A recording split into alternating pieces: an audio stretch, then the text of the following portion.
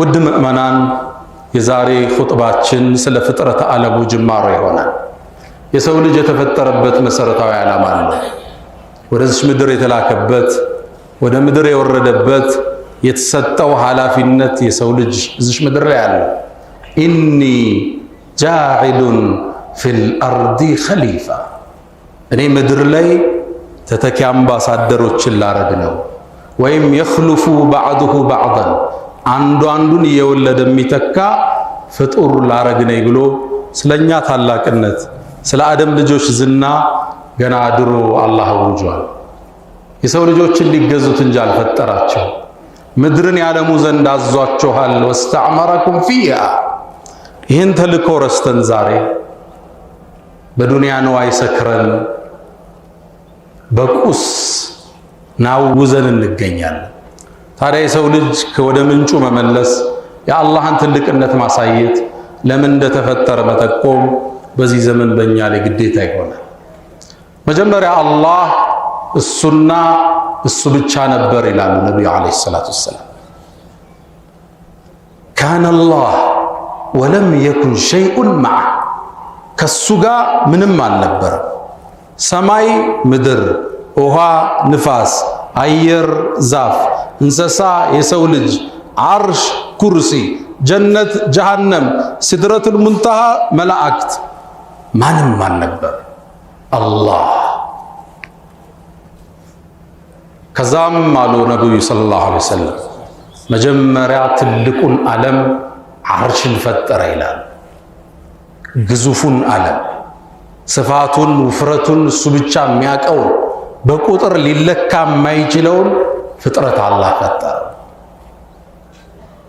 ዓርሽን አላህ አይገለገልበትም፣ ከዓርሽም ጥቅም አያገኝም። ከሱ በፊት ነውና አላህ የነበረ። ፈለል ዓርሹ የሕሚሉህ፣ ዓርሽ አይሸከመውም። ወለል ኩርሲዩ ይስንዱህ፣ ኩርሲይ የሚባለው ዓለም እሱን አያግዘው። በለል ዓርሹ ዐዘመቱ፣ ዓርሽም ይሁን ታላቅነቱ፣ ወልኩርሲዩ ዐዘመቱ፣ ኩርሲይም ይሁን ግዝፈቱ፣ ሁሉም በአላህ ጥበቃ ስር ነው ያለው። አላህና ብቻ። ዓርሽን ከፈጠረ በኋላ ውሃን ከስሩ ፈጠረ። የውሃው ውፍረት ይላሉ ነቢዩ ዓለይሂ ሰላቱ ወሰላም 500 ዓመት ያስሄዳል ይላል። 500 ዓመት አላህ ይሄን ከፈጠረ በኋላ ሶስተኛ ቀለም ብዕርን ፈጠረ።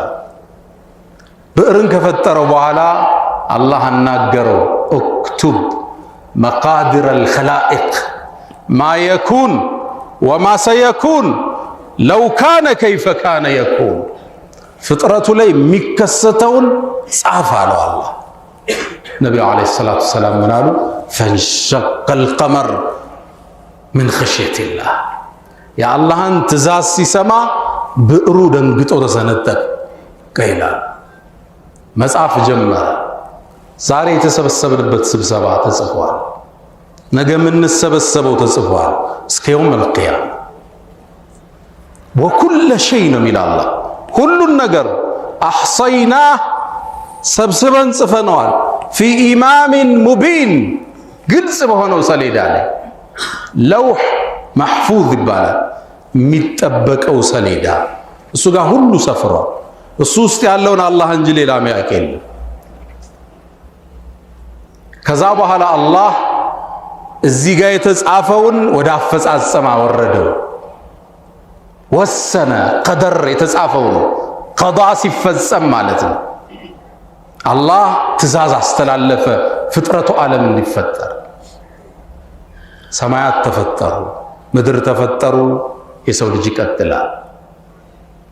ወአውሓ ፊ ኩሊ ሰማኢን አምረሃ፣ ወደ ሰማያትም አላህ ትእዛዝን አስተላለፈ። ሰማይን ፈጠራቸው። ምድርን 7 ሰማይን 7 አድርጎ ፈጠረው አላህ። ግን ይላል አላህ ሰማይና ምድር አንድ አካል ነበሩ ይላል። ከዛም ለያየናቸው ይላል። አወለም የረ አለዚነ ከፈሩ አነ ሰማዋት ወልአርድ ካነታ ረትቀን፣ አንድ የነበሩና ፈፈተቅናሁማ፣ የለያየናቸው መሆናቸውን አላዩም እንደ እነዚያ የካዱት ይላል አላህ። አንድ ነበር ሰማይም ምድርም ከአንድ ነው አላህ የቀደደው የነጣጠላቸው። ስለ አላህ ስለ ትልቅነቱ ሲናገር ስለ ኃያልነቱ ሲያውጅ አለዚ ያ አላህ ማለት እሱ ነው። خلق 7 سماوات طباقا አንዱ በአንዱ ላይ የተነባበሩ ሲሆን የፈጠራቸው አላህ እሱ ነው። ما ترى في خلق الرحمن من تفاوت በአዛኙ ጌታ አፈጣጠር ክፍተትን አታይ። ተመልከት አማትር ينقلب إليك البصر خاسئا وهو حسير። ለዛ ነው ቁርአን ስንቀራ ቁል በል አዑዙ እጠበቃለሁ ቢረቢል ፈለቅ ፈልቅቆ በሚያወጣው ጌታ እጠበቃለሁ። ከአንድ አካል ሰማይና ምድርን ፈልቅቆ የሚያወጣ ይሄን አዲሱን ክስተት የዘመኑ ጥናት ያጠኑ ሳይንቲስቶች the big bang theory ይሉታል። የታላቁ ፍንዳታ ቲየሪ የሚሉት አላቸው። ጥናቱ የሚያሳያቸው ምንድነው? ሰማይና መሬት አንድ ሆና መሃላቸው በተፈጠረ ሙቀትና ፍሪክሽን ተነጣጠሉ ይላሉ። ሄደው ትንሽ ጭላንጭሉ ላይ ደረሱ። እኛ ቁርአን ድሮ ነግሮናል። አወለም የረ الذين كفروا እነዛ ከሃዲያን አልሰሙም አላወቁም እንዴ? አነ السماوات والأرض ሰማይና ምድር ካነታ ረትቀን አንድ የነበሩና ፈፈተቅናሁማ የለያየናቸው መሆናቸውን አላወቁም እንዴ ይላል። ፍጥረተ ዓለሙ ጅማር አርሽ የሚባለው ግዙፍ ዓለም አላህ በእጁ ከፈጠረው ፍጥረት ውስጥ እሱ ነው። ሌላኛው አደም ነው። ሌላኛው ጀነቱ አድን ነው። አራተኛው ቀለም አላህ በእጁ የፈጠራቸው ናቸው። ሌላውን ግን ሁን አለው ሆነ አላህ። አርሽን ነቢዩ ዓለይሂ ሰላቱ ወሰላም አንድ ሰሃቦቹ ጋር ቆመው ወደ ደመና ተመለከቱ። ይህን ደመና ምንድን ነው የምትሉት አሏቸው። በአረበኛ ቃል ነገሯቸው። ከዛም ወደ ሰማይ አማተሩና ከምድር ወደ ሰማይ ምን ያህል ይርቃል አሏቸው። አናቅም አሉ ሰሃቦቹ። ነቢዩም ዓለይሂ ሰላቱ ወሰላም 500 ዓመት ያስሄዳል። ይሄው የምናየው ፕላኔት የሚባሉት ዩኒቨርስ የሚባለው ምናምን የሚባለው ከአንደኛው ሰማይ ስር ያለ አንዱ ሰማይ ሌላውን እንዲያቅፎታል። ሁለተኛው ሰማይ ሌላውን አዝሎታል። ሶስተኛው ሌላውን ያጥረዋል። አራተኛው ያጥረዋል እስከ 7 ድረስ ልክ እንቁላል ከውስጡ ያለውን ቅርፊቱ እንደሚይዘው አንዱ አንዱን ጠበቅ ተነባብሮ ነው የተቀመጡት። ከ7ቱ ሰማይ በላይ ኩርሲይ የሚባል ዓለም አለ። ግዙፍ ነው እሱ። ነቢዩ ዓለይሂ ሰላቱ ወሰላም ስለዚህ ግዙፍ ዓለም ሲናገሩ አንዱ ሰማይ 500 ዓመት ያሰዳል አሉ። ውፍረቱ ከአንዱና ከሁለተኛው መሃል ሌላ 500 ዓመት ክፍት አየር አለ። 7ቱ እንዲነባበሯቸውና መሰማዋቱ ሰብዓን 7ቱ ሰማይ ወስዳችሁ ኩርሲይ የሚባለው ዓለም ላይ ብትጥሉት በረሃ ላይ እንደወደቀ ቀለበት ማለት ነው። ሱብሓነሁ ወቢሐምዲህ ወሲዐ ኩርሲዩሁ ሰማዋት ወልአርድ ሰማይም ኩርሲይም ሰፋ ይላል። ወላ የኡዱሁ ሕፍዙሁማ እነሱም መጠበቅ ለሱ አይሳነውም። ኩርሲይን ወስዳችሁ አርሽ ላይ ብትጥሉት ቦታ የለው። ከኩርሲይ በላይ ውሃላሉ 500 ዓመት ያሰዳል። አርሽን ግን ስፋቱና ግዝፈቱን እሱ ብቻ ነው የሚያውቀው አሉ ነቢዩ ዓለይሂ ሰላቱ ወሰላም። አላህ ኻሊቁል አክዋን ይሄ የአላህ ግዝፈት ታላቅነት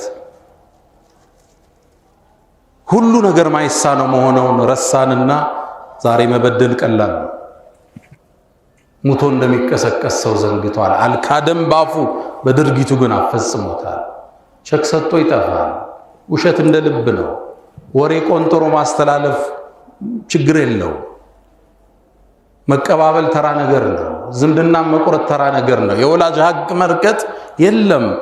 ወማ ቀደሩላህ ሐቅ ቀድሪ የአላህን ትክክለኛ መጠን አልመጠኑትም ይላል አላህ። ነቢዩ ዓለይሂ ሰላቱ ወሰላም አላሁመ አንተል አወል መጀመሪያ አንተ ነህ፣ ካንተ በፊት ምንም የለም። ወአንተል አኺር መጨረሻ የምትቀረውም አንተ ነህ፣ ከአንተ በኋላ የለም ይላል። የቂያም ቀን ሲደርስ ፍጥረት ዓለሙ ያልቃል። ነቢያት ይሞታሉ፣ መላእክት ይሞታሉ፣ ሰማይና መሬት ይተረማመሳሉ። ያኔ አላህና ጥቂት መላእክቶች ይቀራሉ። የሞት መላእካን አላህ ይጠራዋል። ማን ቀረ ይለዋል። ጌታዬ እኔ ጅብሪል ሚካኤል ነው ይላል። የጅብሪልን ሩህ ውሰድ ይለዋል። አላህ ይወስዳል። ማን ቀረ ይለዋል። እኔና ሚካኤል የሚካኤልን ሩህ ውሰድ ይለዋል። እሱም ይሞታል። መጨረሻ ማን ቀረ ይለዋል። ጌታዬ እኔ ብቻ ይላል። ሙት መለክል መውት ይለዋል። አንተም እለፍ ይለዋል። የተፈጠረው ፍጥረት ሁሉ ጸጥ ባለበት ተጨባጭ 40 ዓመት ይላሉ ነቢዩ ዓለይሂ ሰላቱ ወሰላም። አላህ ብቻውን ይፎክራል። ሊመኒል ሙልኩል የውም ዛሬ ንግስና ለማን ነው ይላል። ማን ይመልሳል? ማንም የለም። ሊላሂል ዋሂዲል ቀሃር ይላል። ለአንዱና ለብቸኛው ለአሸናፊው አላህ ነው ሲል አላህ ለራሱ ምላሽ ይሰጣል። አላህ ኃያል ጌታ፣ ታላቅ ጌታ።